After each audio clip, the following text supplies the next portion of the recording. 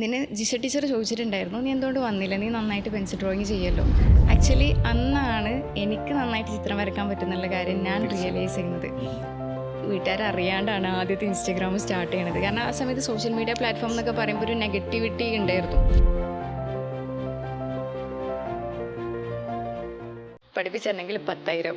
അപ്പം അങ്ങനെ എടുക്കുന്ന സമയത്ത് അത് അവിടെ ഡ്രോപ്പ് ചെയ്തു. ആക്ച്വലി എൻ്റെ ഉമ്മ ഇപ്പോഴും അത് കാണുമ്പോൾ, ആ സമയത്ത് അത് കാണുമ്പോൾ പറയുന്നു, എത്ര ഏത്തപ്പഴം വാങ്ങി തിന്നാ. വർക്ക് ചെയ്തതിനു ഞാനത് വേഗം ഒക്കെ സെറ്റാക്കി കവർ ചെയ്തൊക്കെ വെച്ചിട്ട് പോയി. പിറ്റേന്ന് വന്ന് നോക്കുന്ന സമയത്ത് കാണുന്നത് എന്താ വെച്ചാൽ, ഡ്രസ്സിന് നേരെ കട്ടിങ് ബോർഡിലൂടെ ഒഴുകിയിട്ട് ടേബിളിന് ഒട്ടിപ്പിടിച്ചു.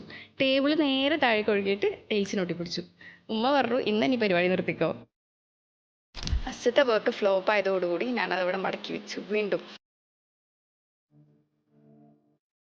എപ്പോഴാണ് ഇതിനെ എൻജോയ് ചെയ്ത് തുടങ്ങിയത്? എനിക്കൊരു കുട്ടി ഫീഡ്ബാക്ക് അയച്ചു, എന്നാൽ പിന്നെ നിങ്ങൾക്ക് ഇതിൻ്റെ സാധനങ്ങളും കൂടി തന്നിട്ട് ഇതൊന്ന് ചെയ്യിപ്പിച്ചും കൂടി പഠിപ്പിച്ചുകൂടെ.